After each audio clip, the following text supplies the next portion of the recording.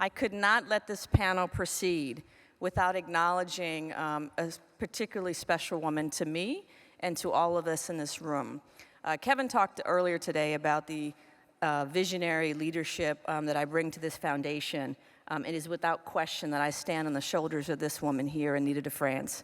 She is an Olympian. Yes.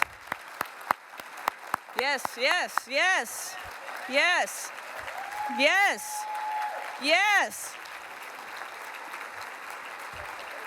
She is an Olympian.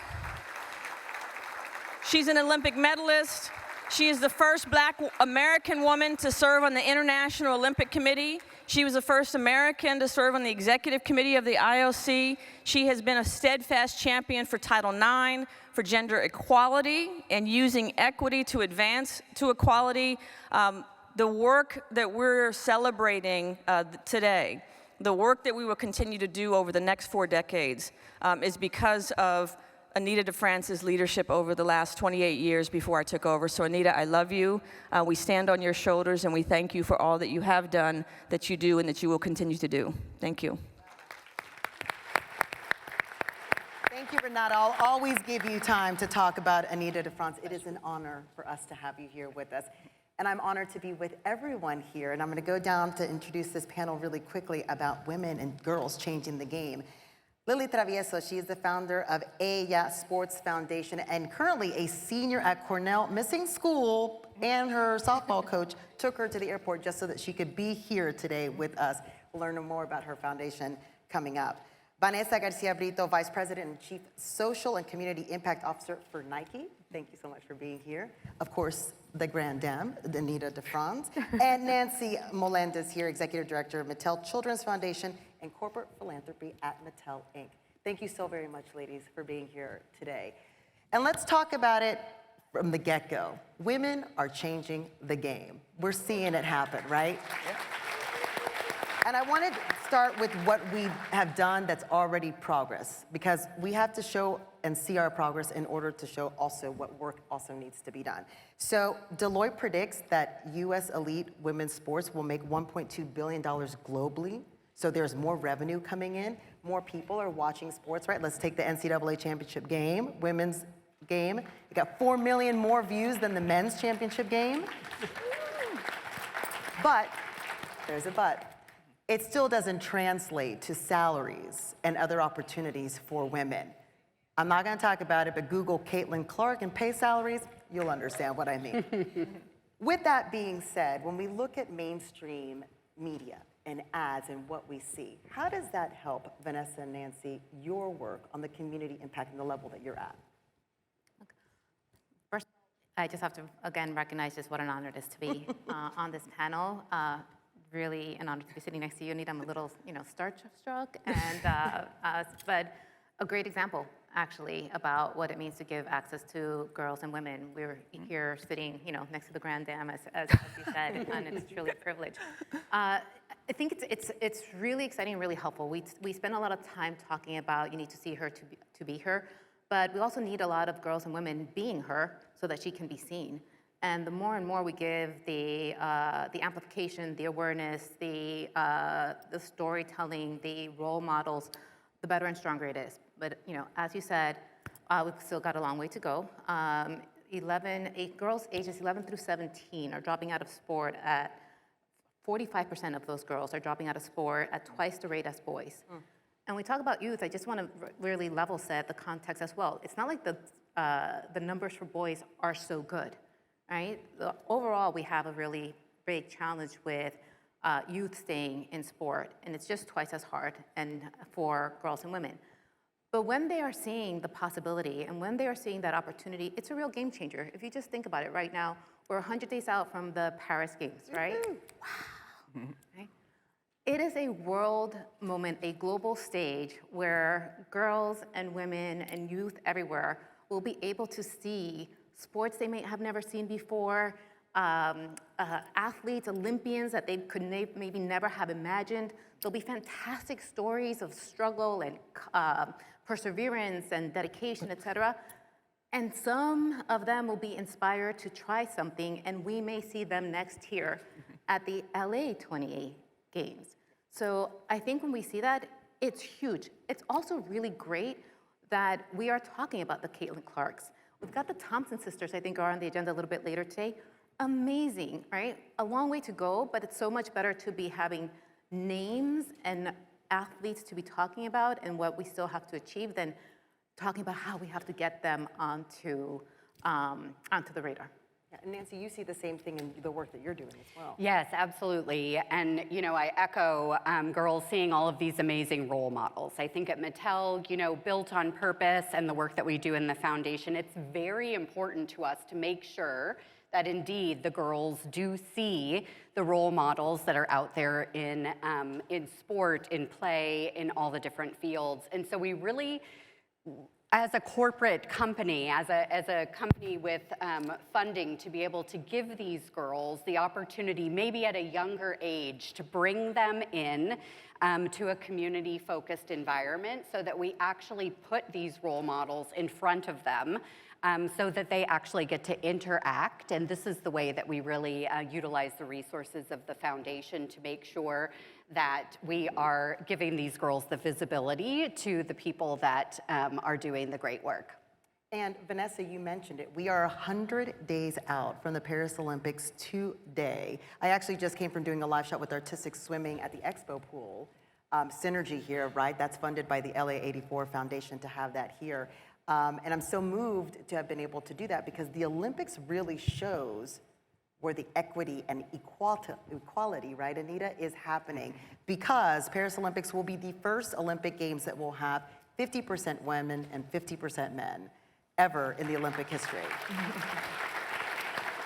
And so with all of your work, Anita, and your continued work, how does that type of representation at an Olympic Games transfer then to women's sports outside of the Olympics? These games will tell the world that girls and women compete. They compete along with the respect of boys and men. The games, please let your kids see the games because they will learn sports skills that you didn't know they had because they'll watch the athletes and even volleyball. Kids who could never, Serve the ball. They watch it and suddenly they can do it. So seeing it is being it, as they say, and that is the same as in everything. If you have a chance to try something, you never know. I am the least likely Olympian in the world.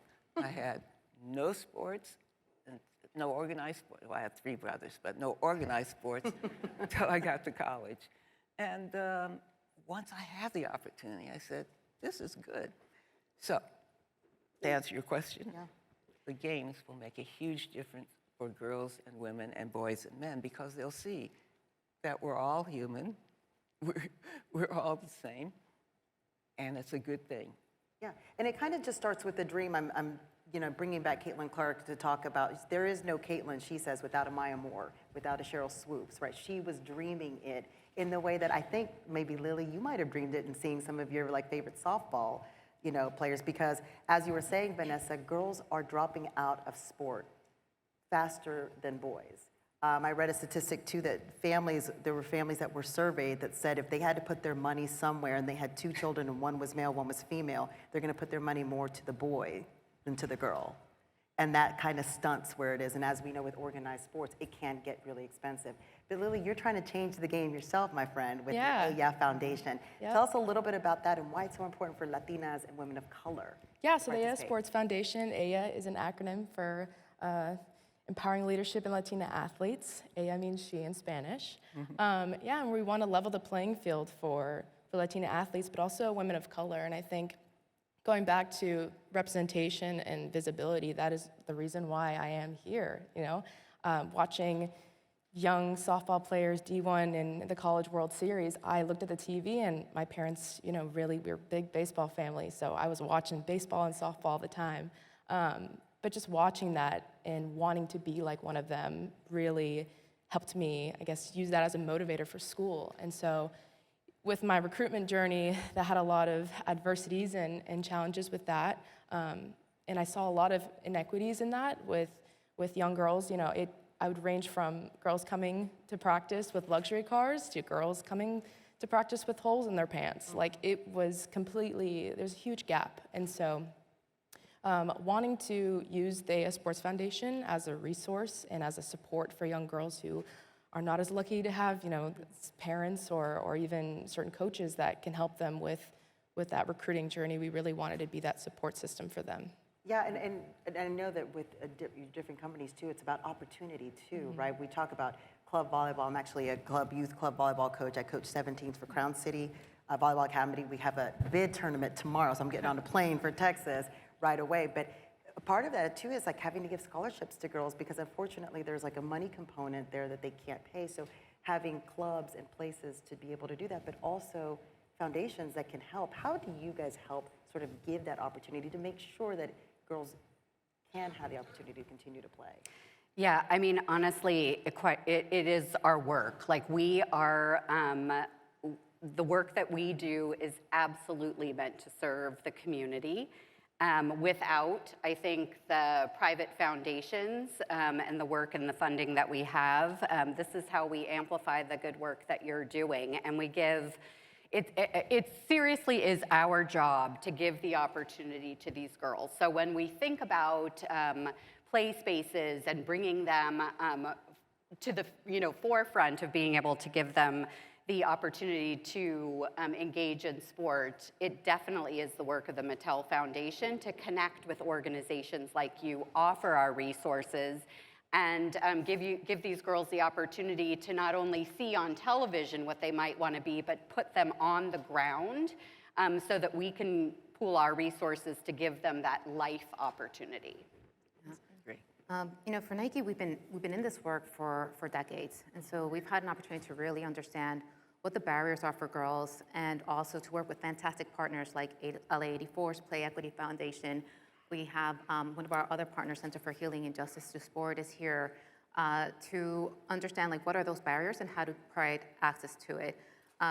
And one of the things that we found is that the investment in girls, working with partners on understanding how to provide that, but also consistency, flexibility, and staying available to opportunity, some flexibility in it. So for example, when we talk about the rate of girls falling out of youth sports, we've recently partnered with the Dove brand, as well as two other incredible organizations, the Center for Appearance Research and the Tucker Center for Research on Girls and Women in Sport, to get under the, what are the challenges? And what we heard from girls and from their communities is that body confidence is one of the leading factors for them not continuing in their sport journey.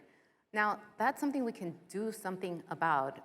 Together with those organizations and with the brand, we launched the Body Confidence Sport, which is a coaching tool, evidence-based, the first of its kind ever, available free to everybody. Professional coaches, everyday coaches, grassroots coaches, anybody here in this audience, easy to find.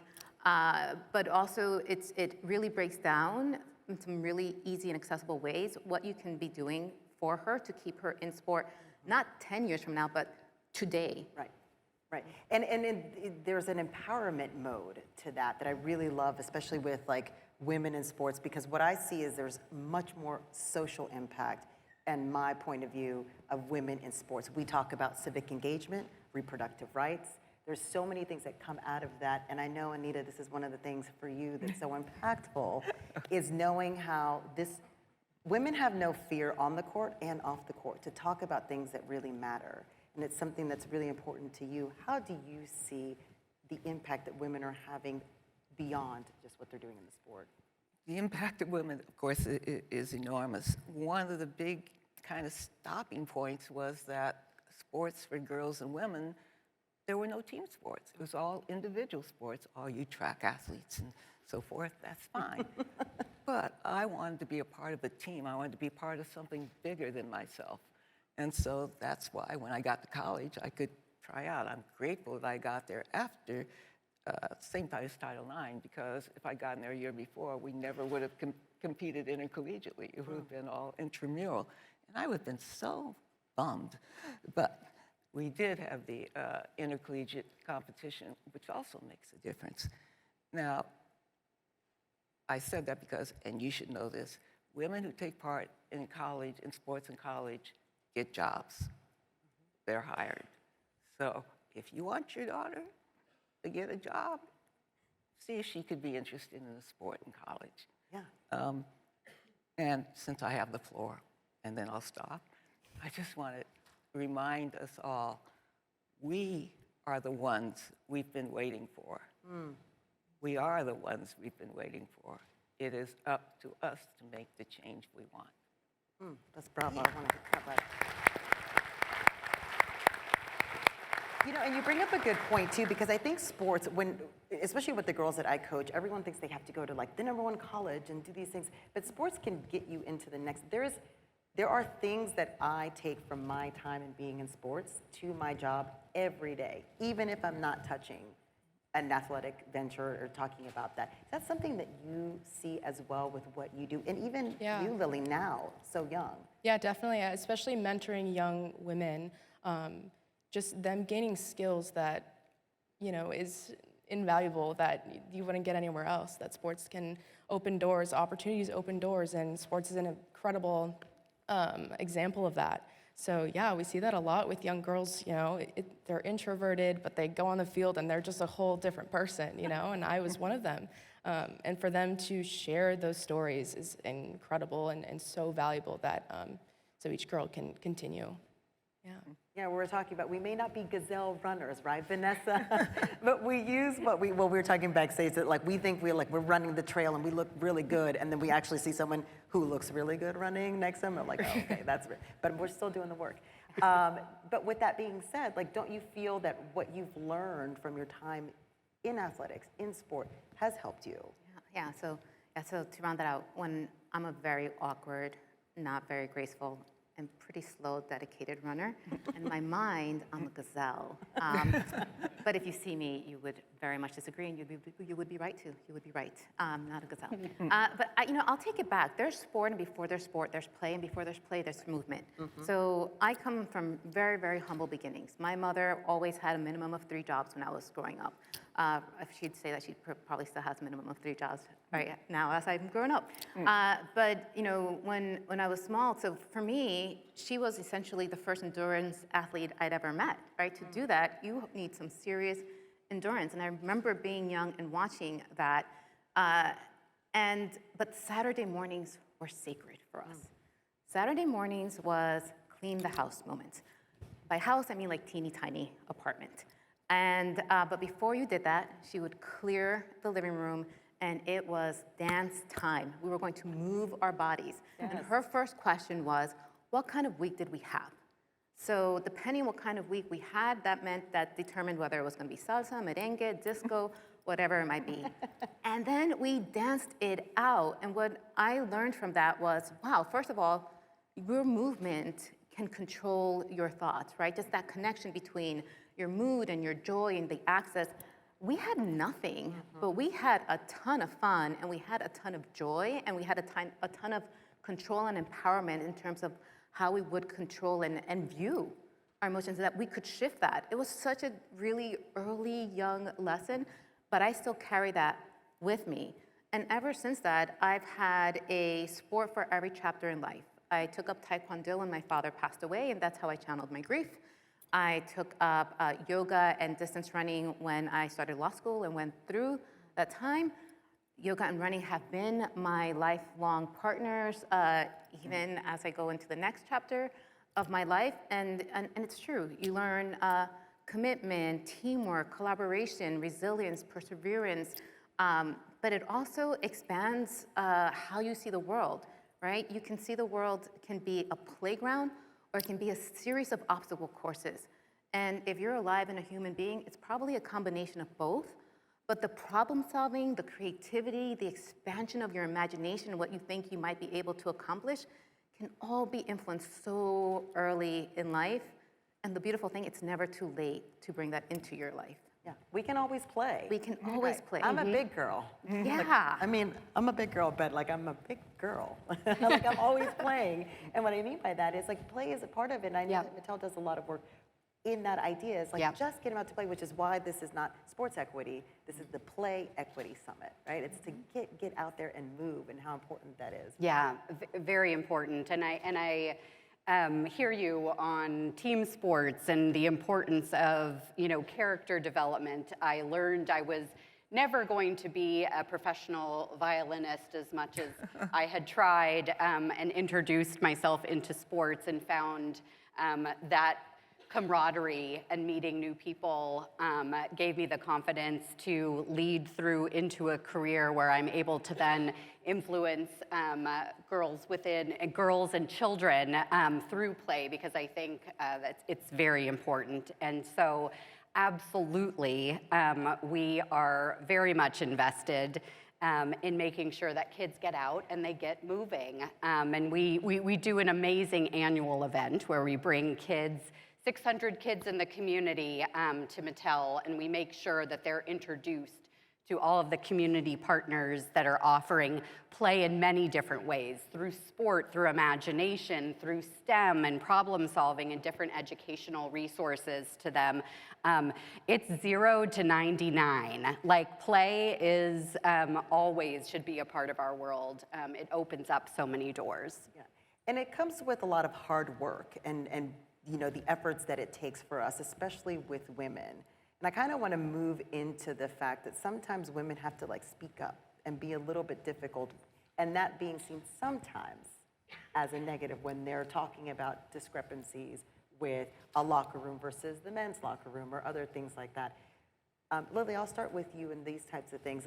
When you're looking at sort of having to voice yourself, do you find that you have the support that you need, or how have you been able to voice when things just aren't as equal? I think I'm in the generation that did not have to, do so many different things for that. So I do feel like I have a voice, and I'm very lucky to have that environment, I think, in the house and also at school. But now it's kind of looking back to my community on the young women who don't have that, and to kind of use the foundation as a way of in educating them and telling them they do have a voice, especially when they start picking up a bat at 7 or 6. They can talk about it, because this conversation should never end. And Anita, you've seen, you're talking about pre-Title IX and now seeing what's happening there. I'm glad I've lived this long. That much. And I'm glad that I'm here with you all, because you're all here for the next generation and for the kids. And that's really, what else can you do but make it a better world for the next generations? And having girls take part in especially team sports, although they should all learn to swim, because if you can swim, you can row, and we need more rowers. So please learn to swim. Just a little push in there. I saw a row with LA here too. Yeah. I forgot to say, if you want to watch the games, it's on NBC. Since you can't say it, I will say it. Now I've forgotten what else I wanted to say, so I'll stop. Well, it is on NBC, and I'm lucky enough to be going to Paris in the next couple of months to bring those games to you all, and really the stories of our Southern California athletes, because I think it's a lot about the stories of who we are as people, right? And I don't want that to be lost in what we do on the field. And I really love the way women have translated that in there and talked about the things that they need to talk about. But, kind of fusing that Title IX idea, we're 51 years from Title IX, and there's still some work to be done. What are some of the things that we can do, that we can have in terms of discussions that all of us can take home with us to be able to say, hey, we need to do better? Anita, I'll start with you. Oh, well, thank you for that. We can talk about it, which we are doing. We can say it's important. We could, PTA meetings, we could make sure that girls have opportunities in sports. It's about making it happen. Dare I say that with a Nike person? JDI, for sure. Anyway, it is hard, but it's not hard at all, and it's so worthwhile. The team I had at the foundation was some are still there, magnificent team, and that's why we got stuff done. We worked together. So as long as we can make sure that we get girls having that opportunity and onward, we'll have new sports eventually, I guess. Yeah. I go back to echoing how I feel about how it's so important for collaboration. I'm a huge collaborator. It's king in our world. foundations like the Mattel Children's Foundation need to hear from foundations and people that are advocating like LA84 so that we know what our responsibility is in the community and how we can pool our people and our resources and form stronger partnerships to be able to make sure that the communication and the conversations continue. Yeah. She needs a phone call, y'all. That's what I'm saying. Yes. Yeah. Yeah, I'm going to build on that. I think there's a lot of collaboration out there, and we're talking a little bit before about how great it would be if you could flip some of the storytelling that's happening out there. I think we've got really sufficient dosage of all the negative things that are happening in the world, but not nearly enough of all the amazing things, the billions of people who wake up every morning to do the really hard work in our local communities for one another. And I think there's some really important work to be done around more intentional collaboration, right? To get really focused on what it is that we are wanting to achieve. For Nike, we really want to close the gap. I think we collectively have done a great job of ringing the alarm and sharing what the problem is and that it's crisis, et cetera. Well done, right? Let's get busy changing it, closing the gap. I think for everyone here, everyone out there, I'd also encourage us to be that door of opportunity. You don't need a PhD, you just need to be alive and see her, listen to her, connect her with somebody, pick up the phone. There's like a bazillion ways to communicate, but let's not mirror society, let's be the door for the future, and don't let the future be another 40 years. We don't have to wait that long. We're talking about things that we can solve now. And so I think I learned a couple of weeks ago that I'm not actually a patient person. My entire identity has been blown up. I thought I was patient, and somebody said, "You're not patient at all," and I think that might be true. And it was a very surprise to me. I've always considered myself very patient, but I guess it's because we shouldn't be patient with this. It's absurd. Yeah. And so I think just whatever timeline you have, bring it forward. Because we don't want any more kids out there to lose out on any opportunities, and also because it's solvable, which brings me back to more intentional collaboration. Yeah. Yeah, no, that's Do you feel a collaboration coming on? sounds pretty good to me. And Lily, you must feel like a little impatient now. Like, Ow. No, I love what you were saying, and with the lovely help with the Nike Social Impact team, we were able to host so many workshops for young girls in high schools and financial literacy, and leadership workshops, empowerment workshops. So those collaborations are just so impactful. And I think also with the individual aspect of it, of having the conversation, spreading information for the youth, but also their parents. Parents are huge in influencing their children's life outcomes. And so I think they are not as highlighted or as emphasized with the conversation, and I think even coaches too, at all levels, they have such a huge impact for youth development, and the youth is our future, so why wouldn't we want to help them out? especially female coaches, and the Tucker Center actually has a study about this in women staying at higher levels and how much harder it is because of lack of childcare and other things that are necessary for them if they want to be able to coach at a really high level. Now with a couple of seconds that we have in a minute here, just one last takeaway from each of you of how we can all take this conversation back to our communities. And Lily, I'll start with you. Keep the conversation going, and I think everyone is impacted by sports in one way, and that sports can open so many doors, even if you don't play it individually. I think just using it as a catalyst for not only yourself, but also using it for community and outreach. It's to make it more of an impact. Vanessa. Check out bodyconfidencesport.com. It's for everybody. I think it will help shift your mind, and it comes straight from girls and young women themselves. And I think it will give anybody tools to just start changing the conversation today. And Nancy, I'm going to go to you. Yeah, right back to collaboration. Make sure that you're talking to all aspects of the sector that's involved in donating their resources back to foundations where you find that there is synergy and connection. you reach out. I mean, there's partnerships hiding there that I think we can bring out and make sure that organizations like AI get the support that she needs. Yeah, don't be afraid to ask. Yeah. And the Grand Dame. Miss Anita. All right, I will tell you a story from the IOC. When I was elected, I was the 5th woman ever elected a member of the IOC. I looked around, I said, this doesn't look like the world. And I'm pleased to say now we have 40 members who are women, and we're gonna keep on moving. Now I forgot again what it was. It's an important point. Story Oh, changing. story, right. Yep. So anyway, at one point I was saying to the assembled multitudes that we gotta make these changes now. We cannot wait a minute more. And the gentleman stood up and said, Anita, we have to be patient. Change takes time. I said, we've been waiting since 79 BC. I think time is up. Time is up, guys. Time is up. Let's do it. And our time is up, but our time is not up. Collaboration, talk, stories, take these out to your communities, and let's make some change, because women are coming out for more. Thank you so much. Nancy, Anita, Vanessa, Lilly, so honored.